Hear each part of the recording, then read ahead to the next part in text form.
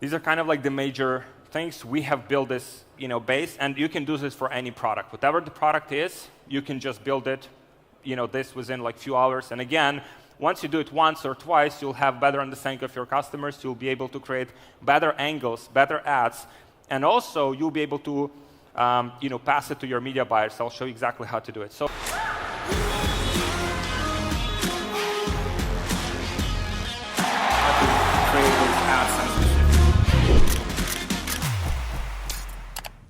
Seven powerful psychological angles that can sell your product. First one is pain point. So when you're focusing on pain points, so for example, this ad said, don't get the dreaded snowfall of dandruff on your shirts, right? It's kind of like identifying the pain point exactly in the ad, and then explaining how this solution helps. Then another one here, feeling irrelevant in your boring old work shirt. Again, pain point. People might not feel like very confident when they're wearing shirts. It shows the problem, shows the solution in one ad, pretty much in one creative. Another one here from Snow. We turn yellow tees into pearly whites. Very simple, easy to understand. Another one here, save time. Just the timeline of the ads. Would have to be careful with Facebook policies, but sometimes it flies by. Again, bonobos. So imagine a work pen that fits so well. You own one for every day of the week. Saving time because you just buy 10 of those and just don't think about closing. Another one here, like 10 minutes to white your teeth on a daily basis. So one in a lifetime. So these are simple. This is typical dropshipping offer, like 50% off, 30% off, 75% off. So these are very simple. So emotional connection. We're using people, and especially people that are looking directly at the at you when you're scrolling. So you'll see like most of the successful ads that have people in them. They tell a story. So this one tells the story of the founder of the company. Here, it's like using influencers combined with paid advertising and also showing the results like all in one ad. So this one is very powerful. Social proof, before and after. You would have to be careful with it, but sometimes we get it approved. You're basically just showing the results and showing like how many people have used the product. So kind of shows the effectiveness of it. Another one here shows the influencer again.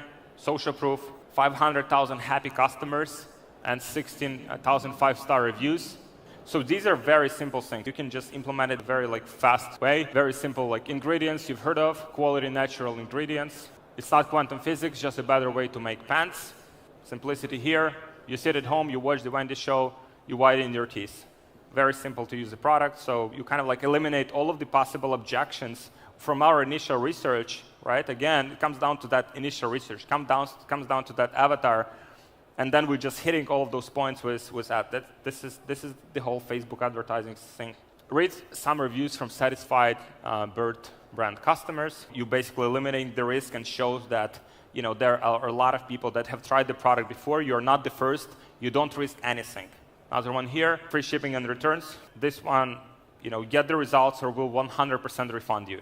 No risks. So this is the accelerated creative testing process to validate scalable creatives with Facebook ads, because you can only scale the creative that's scalable. You can only scale angles that are scalable. So once you have identified that, you can scale them. So these are the best practices for these. Just worked for most cases. Obviously, there are a lot of different placements, a lot of different platforms. You can customize your sizes. You can customize the creative itself, but this will work for 90% of times. Product or person using the product shown vividly, right? So you can utilize, either show the product or you can show the person using the product. You can have the concise ad copy up to 280 characters, just few kind of main pain points. Then use mobile compatible formats, so it's either 1:1 or 4:5 videos. Videos are short and can be watched with sound off, so the captions, identifying again, captions would identify these main bullet points that came from initial research. So again, it just comes down to back to that research. It just comes again and again, and you just repurposing it. Put your unique selling point in the headline, and then use faces whenever possible, because Facebook can identify whether there is a person smiling in the ad, and Facebook gives you higher relevancy score. That's a very simple way to have higher relevancy score. Do not just run one test with the creative. So we would have 4 or 5 different ad sets with the same creatives to make sure that we're excluding outliers. So because one creative might work with one audience, but not necessarily with others, we're looking for creatives that can be scaled with multiple audiences. Then run a parallel PPE campaign with same ads. So you just copy the post ID, drop them into PPE campaign, and run them to accumulate the social proof, lower the CPMs, and get more proof on your ads. And then again, if that's where I think a lot of people are overspending, because if your ads are not good, they're not scalable, right? There's no point of spending more on them. They'll not get better. So you spend like $5,100. If your KPIs are very poor, and I'll show you exactly what KPIs we are aiming for, like personally, you just kill them and try new variations. Then you haven't cracked it yet if they're not getting you good results and good ROAS. For me, like these are the metrics I watch out for. So click-through rate, link unique over 3%. This is not the case with all products, but like most of the products that we see like a lot of traction with, and we are able to scale to $100,000, $200,000, $500,000 per month, $1 million per month in ad spend. These are the metrics. So click-through rate, link unique over 3%, and then CPC, link unique less than $1, and average watch time of 10 seconds plus. So that's ideally, right? If you have a video, that would be like long watch time, because again, Facebook will give you the preference if your videos are watched for a long time.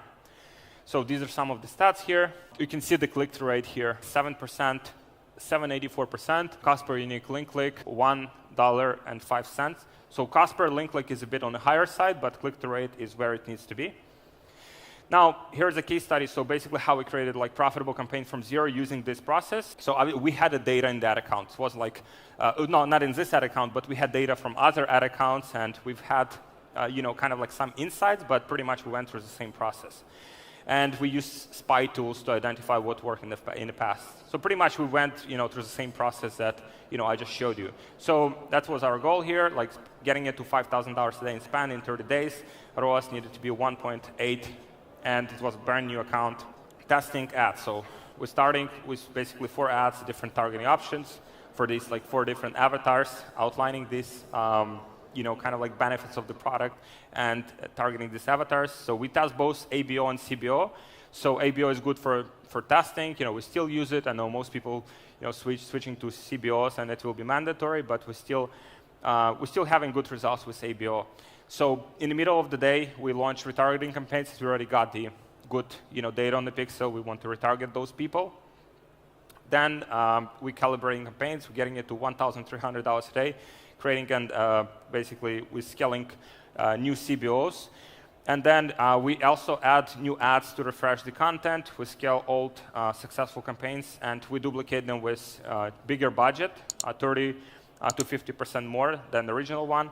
And then we also increase the spend on the middle and bottom of the funnel, because we're getting more people into our funnel, so we want to retarget them because the returns there are on the bottom of the funnel are good. When testing new ads, we start with different variations, and do not afraid to spend money on testing, because like one good creative can make you a lot of money. So we find 1-2 copies of winning ads, and if you haven't found those like good ads with good ROAS, you haven't cracked it yet. These are not scalable. Don't put more money into them. Just basically test new ads and find your winners. So these are the ads that have performed the best. See the ROAS here. So this one is just throughout most of the ads, it just performed the best. And then we create new copies similar to your winners, creating that same concept as you can see here, right? We just change the dog here, and that's it.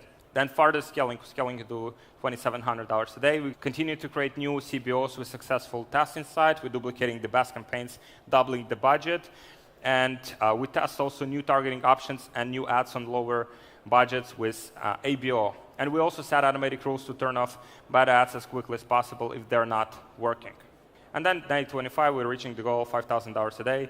So we identified like 3-4 ads. We're scaling those. Like we're putting basically the most money into ads that have proven to work the best, and just scaling that way with big audiences of at least 10 million people. So these are the stats. So we spent 111,000, generate 235. We hit our like KPI goals. So how to find, train, and manage ad buyers and creative geniuses to replicate this process. So First thing is look for people with a mindset and skill that are different than yours. So if you can find people, for example, if you're very creative, you need to find more analytical person. And ideally, that person would have both analytical and creative side. Then great media buyers that can adapt to any product. So that's what I found where, whatever the product, the person can figure out the process, and especially if they do this research at the beginning. Create checklists to follow up all of the main tasks. So once you do it, if you do it more than once, then just document it and have it done. For example, this process, you can just document it and have it done every single time for every product that you do.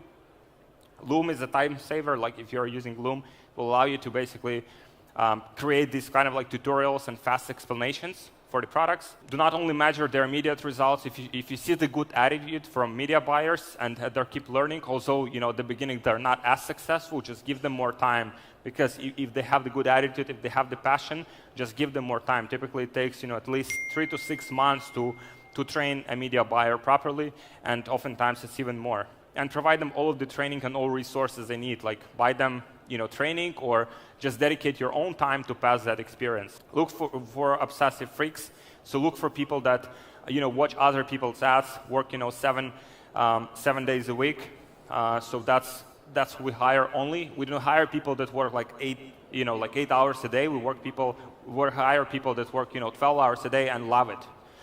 So create new tasks and challenges for them. So just take away that boring stuff from them, that repetitive task, and give them something new, some new projects where they have to explore new things. And motivate them with appropriate rewards. Obviously, you have to pay them properly, and the best compensation structure I found is giving them the base pay, which would cover their main expenses, but then also give them the bonuses, right, if they perform and hit the KPIs that you have with them. So to wrap it up, with the right attitude, correct approach, everyone can scale their Facebook ad campaigns. So great ads, they sell on themselves. If you do this process properly, you will be able to find these ads that are scalable, utilize human psychology in your creatives and copies. Pretty much it comes down to that initial research. And do not do everything yourself. Gather a team of motivated media buyers once you figured it out and pass it to them.